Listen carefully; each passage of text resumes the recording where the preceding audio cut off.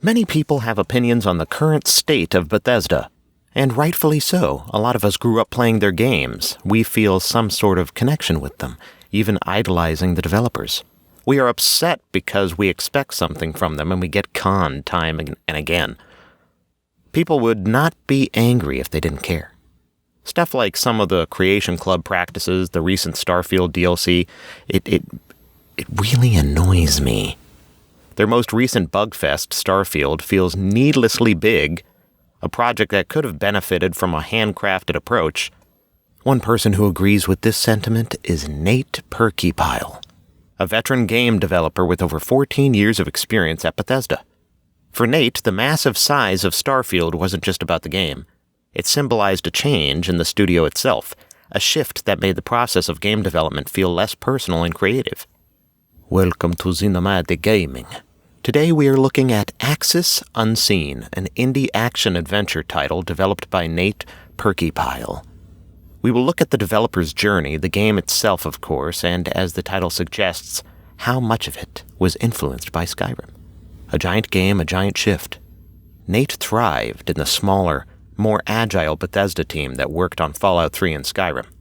Back then, with a team of about 65 to 110 people, he was able to work fast and contribute to iconic in-game locations, like Diamond City, Blackreach, and Little Lamplight. He even led the art direction for Point Lookout in Fallout 76. But as Bethesda grew, and as projects like Starfield involved over 500 people, with multiple studios collaborating, things changed. For Nate, the endless meetings and bureaucracy weren't the way he liked to build games. He enjoyed moving quickly, making decisions, and creating unique handcrafted experiences.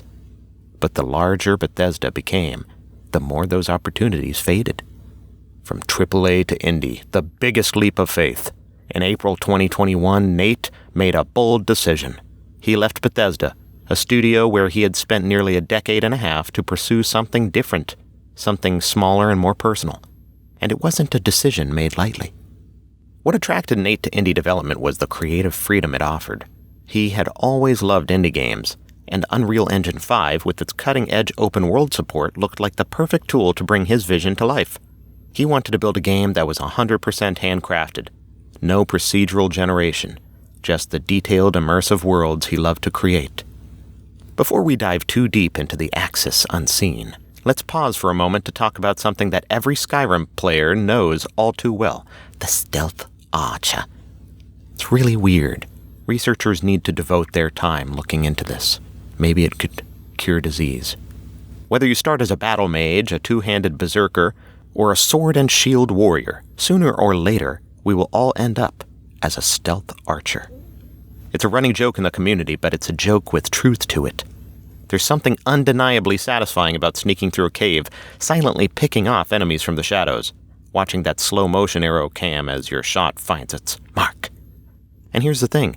Skyrim was practically built around this idea, even though it doesn't look like that when you first play it. The game subtly encourages players to go down this path. The level design often favors stealth approaches, with dungeons full of hidden nooks and vantage points perfect for archers. The AI, which is easily confused by disappearing enemies, makes the stealth approach feel powerful. And the perks for archery and sneak are some of the most rewarding and accessible in the game, giving players a clear progression that feels both powerful and versatile. Nate, having worked on Skyrim, undoubtedly saw this trend firsthand. He helped shape some of the environments that make stealth archer gameplay so intuitive. And while the Axis Unseen isn't Skyrim, it's clear that Nate took some lessons from that experience. Hunting monsters with a bow, using elemental arrows and senses that feel like they evolved from the best parts of Skyrim's stealth archer gameplay. But the stakes are higher. In the Axis Unseen, it's not just you sneaking through a cave, it's you in a vast, dangerous world where the monsters are hunting you back. The stealth archer fantasy has evolved into something much darker, with the player constantly on edge, aware that their next shot could be their last. It's an open-world horror hunting game, focused on monster hunting, but it's not the kind of hunting game you'd expect. Players explore a world filled with nightmarish creatures from ancient folklore, but instead of the typical eerie violins you might hear in a horror game, Nate infused the game with heavy metal. The soundtrack is a unique blend of primitive instruments and intense metal, designed to adjust dynamically based on the player's actions. And to make this vision come alive, Nate brought in Clifford Mayer, a member of the post-metal band ISIS, to compose the soundtrack. The world in the Axis Unseen is a massive, 5 times the size of Skyrim. But here, size feels intentional. Nate needed the space to house enormous mythic creatures. The game also incorporates innovative mechanics like using elemental arrows and upgrading the player's senses to hunt these creatures. There's a sense of immersion and world-building here that we got from early Bethesda games. Almost all of the UI in the game exists in the world itself. You have to check your quiver to see how many arrows you have. Tattoos on your hand light up to show your health and active powers.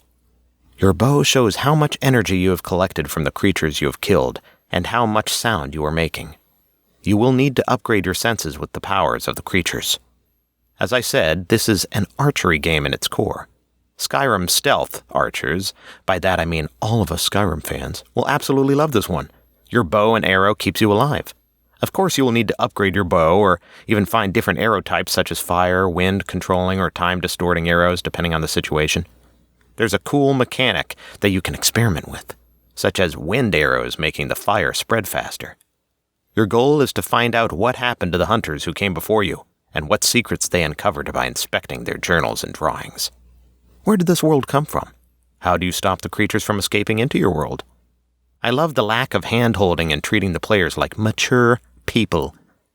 If there's one thing that stands out about Nate's journey, it's how indie he's gone with Axis Unseen. He has no publisher backing him currently. Looking back, moving forward, despite stepping away from Bethesda, Nate isn't bitter about his time there. He looks forward to seeing what they do next, especially with The Elder Scrolls 6. The pressure on that game must be immense, but as Nate jokes, he's relieved he won't be the one dealing with it. And while his time at Bethesda is behind him, Nate's journey is far from over. The Axis Unseen is still in development, with a playable demo available on Steam right now and a full release on October 22nd. What do you think? Will Axis Unseen's uniqueness make it the next big indie title? Let me know in the comments. Like the video as it helps a lot. Subscribe to the channel. I'll see you soon.